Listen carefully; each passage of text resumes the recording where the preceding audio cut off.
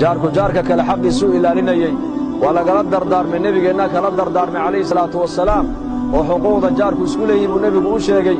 jibriil baana nebigeenna ku dardaarmay oo waa kii nebigu lahaa jibriil kama tegin inuu jaarka igala dardaarmo xaqiisa ilaa aan u maleeyey buu nebigu yidhi dhaxalkaba inay soo gali karaan mu'min maaha baa nebigu yidhi qofka isaguna dheragsan jaarkiisuna uu gaajoonayo xadiid kale waa kii nebigu lahaa ilaahay baan ku dhaartay iimaan male oo iimaan male 3 jeer buu nebigu dhaartay waa ayaa nebi allow la yidhi qofka maaragtaane jaarkiisu sharkiisa ka nabadgeli waayaan qofkaasi iimaan male buu nebigu yidhi calayhi salaatu wasalaam magaalada madiina magaalo iska kooban bay ahayd oo 40,000 oo qoys ayaa ku noolaa baa la yidhi cahdigii cumar binu khadaab laakiin magaalo dhinac sidee u dhaqmaysay siday diinta ugu dhaqmayeen ma taqaannaa magaalo waxay ahayd hal qof hadduu ka xanuunsado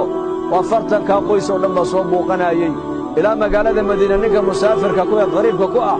uu u maleeya ninka waxaasoo ummada soo buuqatay inay dadkaasi qaraabadiisii ay yihiin qaraabanimo kuma xidhiidhinayaane waxay ku xidhiidhinayeen islaamnimaday ku xidhiidhinayeen aqal baa neef lagu qalay markaasaa xoogaha hilibkii qayb ka mida iyo waxbay isku dardareen oo aqalka deriskay gaadhsiiyeen oo jaarku jaarkay ka warhaynayeen qoladii jaarka markii loo keenay iyagoo u baahan ayay yidhaahdeen deriskeenna inaga sii liitee hasdhaafinno waa isdhaafiyeen iyagu kuwo kale haddana kuwo kale u sii dhaafiyeen kuwo kale u sii dhaafiyeen waxaa la yidhi 7 aqal buu soo maray maaragtaanay hilibkaas aqalka laga bixiyey ilaa uu ku soo laamay aqalkii horeyse neefka lagu qashay sida qolo walba u lahayd reerkan deriskayga ayaa maaragtaane nooga xaqlay iyakaa nooga baahina iyaka siiya annagu ha gaajoonno iyaku ha casheeyaan iyaku maaragtaane iyakaa naga liitay iyaka siiya wayuhiruuna calaa anfusihim walow kaana bihim khasaasa baa ilaahay naftooda waxay u baahan tahay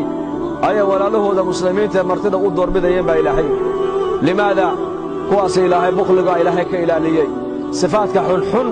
ee maaragtaane gacan adayga iyo maaragtaane aniguuna ha noolaado wixii fiicanba anay igu fiican yihiin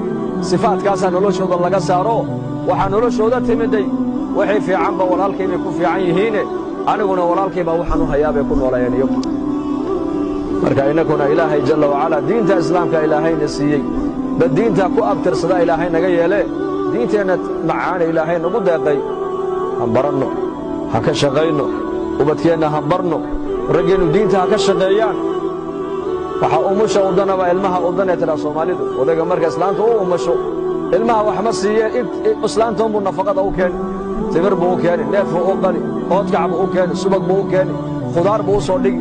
wuxuu leey ilmuhu hooyadii buu nafaqada ka qaadanayaa sidaasoo kale waxa diinta u dana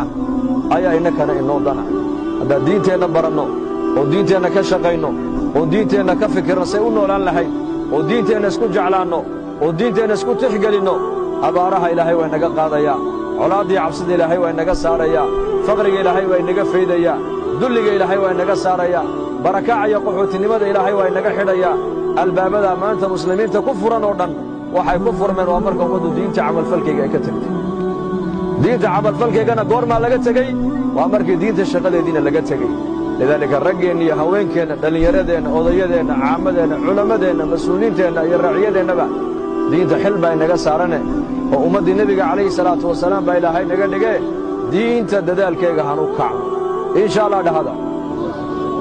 allah dhahada mashaayikhdan u gudbin insha allah inta kale iyakaa noo dhammaystiray